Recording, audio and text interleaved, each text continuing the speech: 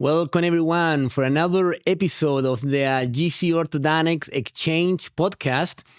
This is Antonino Secchi, an orthodontist from Devon.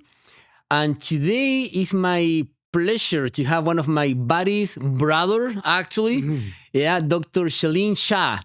So I know Shalin for years. I really consider you as my dear friend. So Shalin went to UPenn undergrad, UPenn Dental School, and UPenn Orthodontics. Finished paying all the loans, man? Yeah. No, because then I went to Harvard and I'm at Stanford now. Oh, okay. Yeah. So you can see, he's a very well-educated colleagues, and we know each other for a long time. We went to school kind of together. We are from the era of Dr. Van Arsdal at UPenn. We share a lot of things together. He practices in New Jersey. And I'm going to let him talk more about what he does. I know that he's using the CCO. He's been using it for a long time. So, Shalin, thank you for being here, man. It's a pleasure. And of course, being a local, you're going to be at the AAO. Yeah. Congratulations about the Eagles winning the Super Bowl. Let's go Birds. Yeah. I know that you, I was thinking about you all the time, man. So, let me ask you about your office, your experience. I know that you talk a lot about that with young doctors, how you opened the office, how's been your journey. And of course, then we can kind of switch to the CCO and all that. So, yeah, brother. Yeah. Well, thank you first so much for having me. It's always a blessing to be with you, brother. And brotherhood is exactly who we are. I'll share our story in this way. We practice in Princeton, New Jersey. Why Jersey? Because unfortunately somebody has to be from there. I will admit that I was born in New York and raised outside Philadelphia. I didn't know Jersey existed outside of pass-through state, but I'm here now and not allowed to leave. But what I want to connect on about the practice, brother, and what we would want to share with all of the heartbeats that are out there is that we have an office that's in a 120-year-old potato barn. Now, what's so fascinating about this office is when I get to walk into that space, there is a humble reminder that there's a story that was written long before we ever arrived. That's cool. Yeah. Equally is going to be true, brother, is that there's going to be a narrative that's going to be written long after we are gone. And so when we're in that space, there's an overwhelming obligation. Can we write the most impacting chapter in that barn's history? Or, as I like to share with the world, are you living your best life lived? Yeah, that's powerful, man. I love it. Yeah, brother. So how long you been there, man? If you're in Jersey, it's always too long, but we've been practicing now for about 15 years. 15 years. Yes. Yeah. And you've been using, for a long time, the CCO system, brackets and wires. How's that working for you? It's amazing, brother. So gratitude to you for really understanding the brackets and the wire mechanics of today. It's very easy for us to fall into that mindset that, hey, this is how we were taught on non-prescription brackets, and then bring it over into a Ferrari, as you would often say, and then drive it as though, it's a Model T car. And it took your insights, your understanding to really be able to harness the power that we can leverage today. And I'm going to answer what the CCO system has done for us over all of these years with this analogy and this research. It was done across multiple universities, and one of the core centers was University of Minnesota. And what they were looking at was decision-making and decision fatigue. Now, what's really crazy is that you can exhaust an individual to the point where they will make a default decision, which we know is, equally tragic as making the wrong decision. Yeah. Or no decision at all, which we oftentimes use as the euphemism of procrastination. And so what they discovered as they were looking at these quote unquote successful people is that these individuals would minimize their energy expenditure in a given day for only the things that truly mattered. So they focused on, for example, like the wardrobe. That was a routine thing. So why put a lot of energy into that? in orthodontics, it has always been that when we look at a patient, we're retreatment planning the patient at the chair. We then take a look at the mechanics and we think about the infinite number of bends that we would put in a non-prescription bracket. And that, there's a problem either with the wire or a problem with the bracket. And let's go ahead and analyze both to figure out how do I meaningfully move forward, to not arrive at what the outcome is in that moment in time, to wait 4 to 6 weeks later and say, oh, shoot, that didn't work. Yeah. And so what the CCO system has done for us is actually maximized our energy for the things that truly matter and truly require it. And so I'll give this question to you as well as much as the world. Does the 6 p.m. patient have the same energy and decision-making capacity as the 8 a.m. patient? Yeah, and that's a great question. I mean, I see that a lot of colleagues, that they get exhausted after. I say, oh my God, I just want to go home. I can do anything. And that is something that actually yesterday in my office, one of the people from GC came over and they said, wow, it's been pretty relaxed day. And I said, yeah, you know what? We've seen all these people. Right. Said, wow, I didn't realize that. Yeah. Because we practice on with protocols so basically determined that you don't burn your brain by 10 o'clock in the morning. You know what I mean? 100%. So that's great. So I know that you talk a lot to young orthodontists.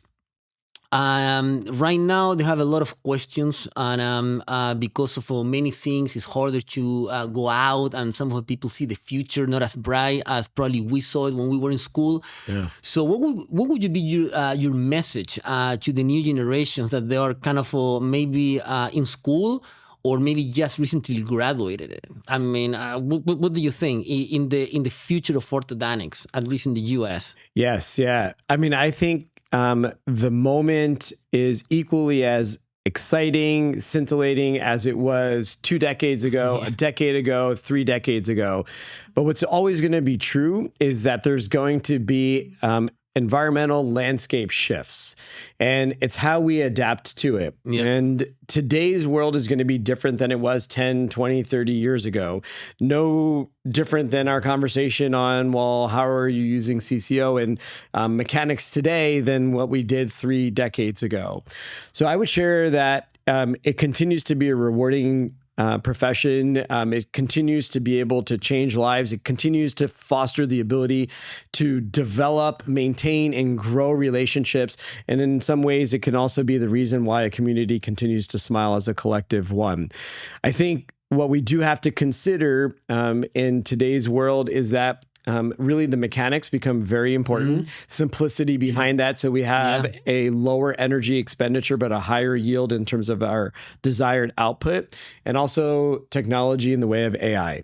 And I think that really what we're going to be able to do is we're going to be able to globally scale smiles today in a better, faster, more efficient way than we ever have. And so I say, come on board and join the orthodontic profession. Absolutely, absolutely. Do you think that, we still see around the world, there's still fixed appliances, wires, brackets, they still are prevalent? It seems like they're coming back again to be the hot thing. And do you see that in your office too? The still people ask for fixed appliances, and you treat a lot of people with fixed appliances too? Yeah. Compared to aligners, yeah. Absolutely, yeah. So the truth of it is that you and I are very high energy people. Yeah. I want to fly everywhere. Put me on a plane, get me from Princeton, New Jersey, right to this podcast studio.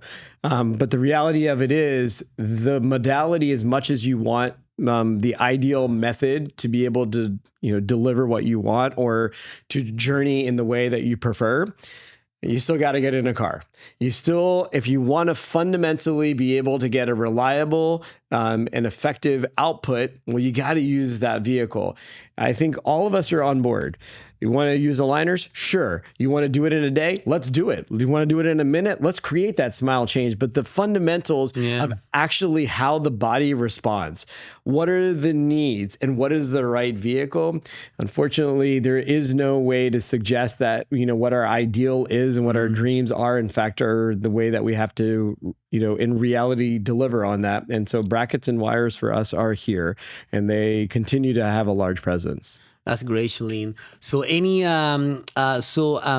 have you been able to teach all the staff kind of? Or do you think that by having protocols simplified, not only you don't get your brain burned, but also your staff? I mean, they know the every step. They know what's coming. Sometimes they even you don't have to tell them what to do. They kind of they know what's going to happen. Yeah, brother.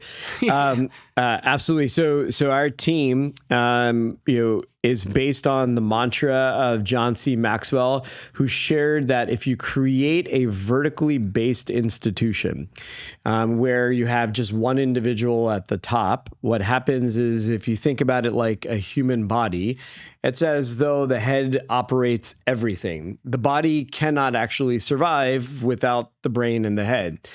And when the brain is gone, the body feels that it has no capacity, has no know-how to continue on with that mission. So instead, he shared that you should design a horizontally based company. So we started that culture out very quickly with no titles. So everybody is equally on the same footing. Now, scalability is the ability not for one person to be able to do everything. Scalability is the ability to be able to rubber stamp it. And Sarah Blakely from Spanx shared that you should be good with this idea that if you ask a teammate to engage in the same effort that you were going to do, that they're able to deliver on it 80%. And next thing you know, it's a multi-billion-dollar company. And simplicity of systems, you get much greater scalability and transferability of those skill sets. And so in a horizontally based company, the CCO system for us and the simplicity behind it makes it very easy for not only them to anticipate what I need, but Antonino, for them to carry out and execute the task without us actually connecting on it. Yeah, that's great. That's awesome. So now switching to another thing that I wanted to, because we have a lot of things in common about that we like to have time for ourselves to do kind of for the things that we like. And what do you do when you have time, man? I mean, I mean, I know that we have kids. I mean, we have busy families, but anything that, and I know this is just for people who don't know, anything that excites you, that is kind of for your thing. Oh yeah, it's the world, brother.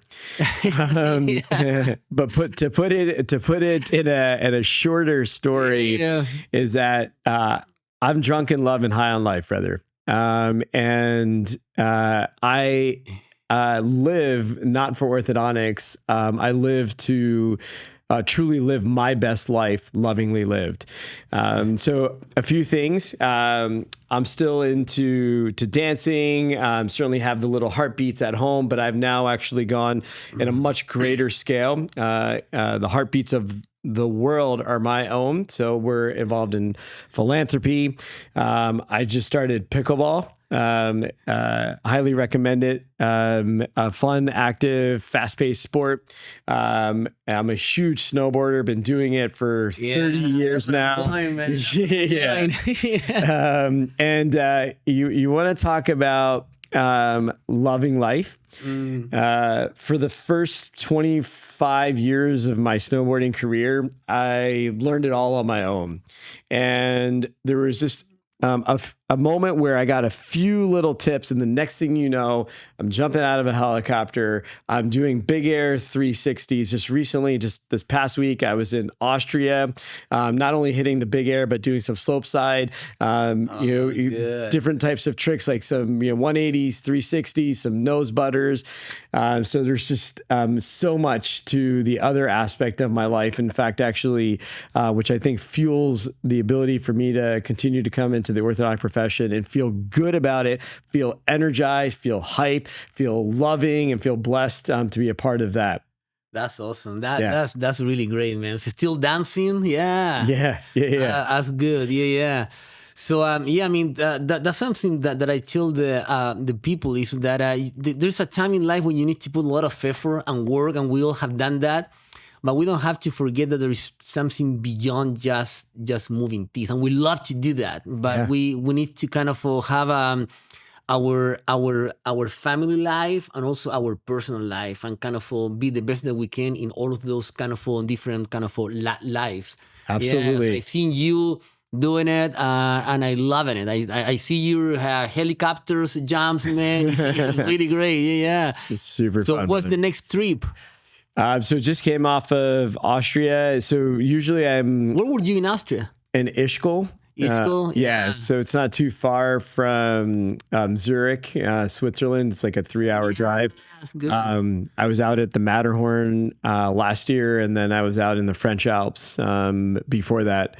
Probably the next one is going to be the Italian Alps. Yeah. They're all just absolutely beautiful. But if I can, I'd love to connect on what you're putting as a major love seed on the table for the future orthodontist. It's certainly at surface level, this idea that you can have a balanced life. Yeah. But there's actually something even, I believe, more fascinating. There's a book called Range by Daniel Epstein. And it starts out with, there's 2 babies. The first baby, by the age of 8, takes the craft of the sport that his father has been playing, and he becomes quite famous. Then he goes on and he becomes world famous, potentially arguably one of the best in the entire sport. There's another baby that has 2 parents that are super successful in this sport, has nothing to do with the sport until his junior year of high school. And then he decides to take up the sport. Next thing you know, he becomes world famous, arguably one of the best in the history of the sport. First one, Tiger Woods. Second one, Roger Federer. Yeah. Now, what they looked at between the 2 of them is that should you hyper specialize in just one thing? And does that make you successful? Or should you look at doing multiple different things? And as a result, the thing that you really love, you'll be even more successful in that. And here's what they found, is that the people that do multiple different things are often more times successful in their primary career than the individuals that purely focus on just their career. And the reason for that is you can only follow if you are focused just in the specialized area. Only what the people did before you can you do today and for your future. But when you break out, you have a whole new lens, an entirely new perspective. Broader, and you can bring in new novel ideas, new novel strategies, new energy, new rhythms, new cadences that have never been in the profession. And so for me, it's not just the lifestyle component. There's so much more, even in just the relationship building within our practice, that comes from going out there and doing that helicopter, pushing my limits on the snowboard, throwing it down on a dance floor, connecting with people like John Legend or whatever that may be. Yeah. That's great, Shalin. Well, I mean, we have time, man. So, I mean, we can keep going here. Any technology that you have acquired in your office lately that you feel, going back to the orthodontic kind of a world, that you feel has changed the way that you practice right now? That you can mention, Yeah, artificial intelligence. Can you give some examples? Yeah, absolutely. Artificial intelligence is not here to replace us. I'm going to say it right out the gate. And when I went to MIT to learn about artificial intelligence in healthcare, I went with the null hypothesis that artificial intelligence is going to replace us. It's going to replace us. And I needed proof as to why that statement is not going to be factual. Now, here's the thing. What I learned is that if you do the same thing where we go in, we look at a case, and we just submit it to a lab. Let's just talk, for example, aligners for a moment. You go through the process. The company goes ahead and comes up with the plan, and then you put it in. You are absolutely going to be replaceable by artificial intelligence. Today's AI is not very far off from what we are doing as an industry with aligners. And if you want proof of that, direct to consumer. They did it. They shared that we are indeed replaceable. Why are we irreplaceable? What I learned is what happens when it goes wrong. What happens when it goes wrong? Because artificial intelligence can only come out with the average response for humans. So what is AI today? It's a co-pilot. It's a co-pilot in the ability to be able to diagnose faster, making sure that we maximize our energy. So I brought that into the space to run the analytics for us. It also has the ability to come up with the treatment plan, come up with multiple treatment plans way faster than what we can, thereby then liberating us for the opportunity to build more meaningful relationships. And then when things go wrong, to be able to troubleshoot them in the best way that we only can in fact actually do. Take that also on the other side, in the business aspect of things. It's completely a game changer. Feeding it all of the data with our practice management system, generating those reports, submitting that in, sharing that, assume the persona of a lead marketer within the orthodontic space within Princeton, New Jersey. I'm sorry, somebody has to be from Jersey, ChatGPT, but that, just make it happen right now. And give me an output of ideas that I want on Instagram or TikTok or in the newspaper or a local fair. And artificial intelligence, I'll share with you this, is that this is a curve that right now is one that we can all jump on. At Stanford Graduate School of Business, what they shared is that Moore's Law, it's going to double every 2 years, double every 2 years. It's going to get so steep at a certain point in time that artificial intelligence is something that we're going to have to be subservient to. So at this moment in time, you have the ability to get on it and in fact, actually control its destiny within the orthodontic profession. That's the digital technology today. That's a game changer. On top of it now, or then you lose it pretty much. Yeah. Yes, absolutely.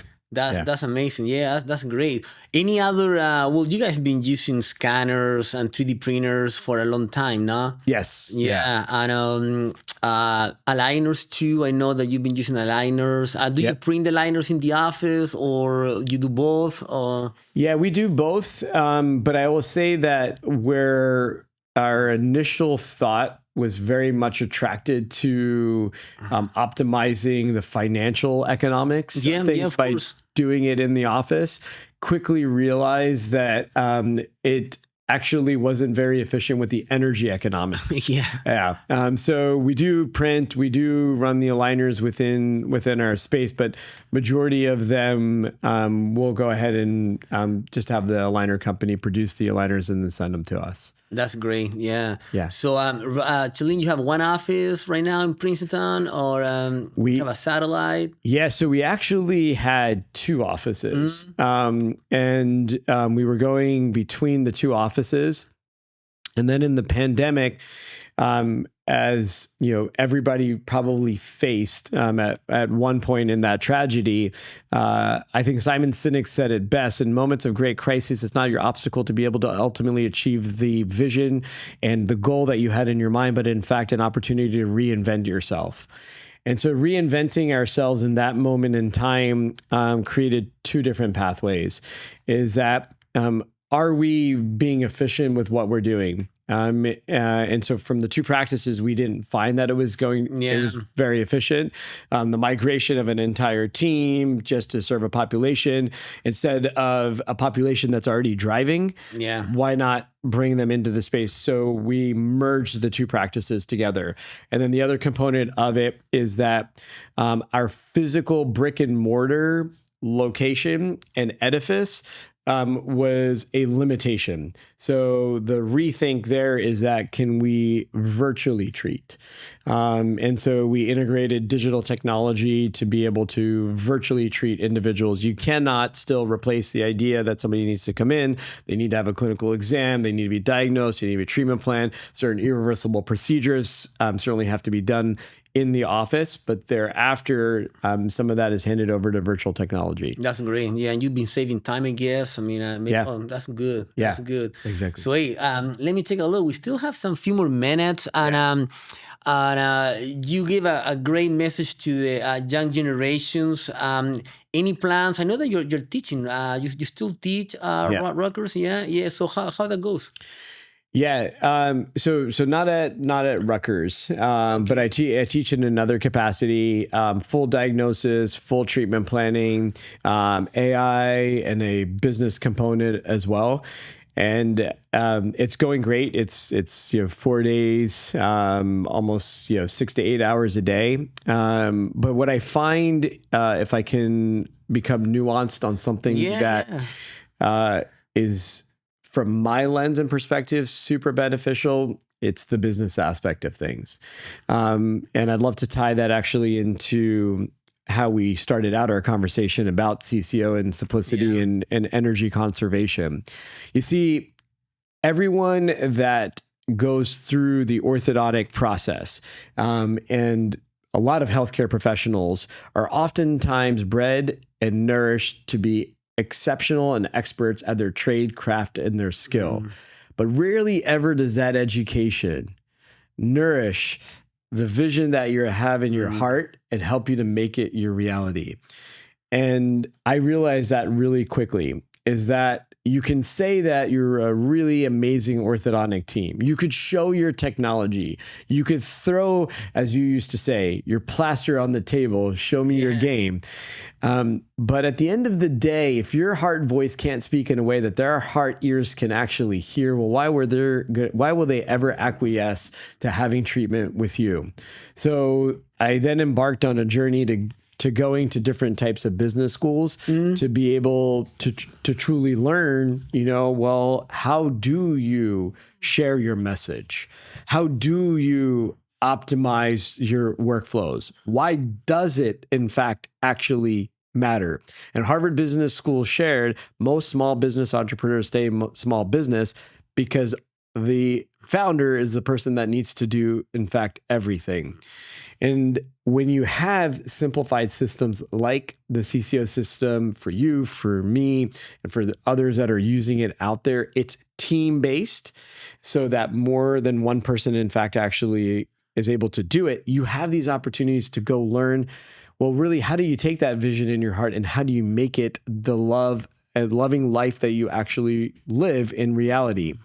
And those business component and the business messaging that I have learned is far different than what I thought it was, in fact, in an orthodontic profession. That's great. It becomes a really great opportunity when you have simplified systems right out the gate. Yeah. Very nice, well structured. I mean, we could probably, recite out down to a T, exactly what the wire sequence is. Yeah. Right? Yeah. And if you look at traditional orthodontics, you'd be obsessing over, well, what wire should I be putting in right now?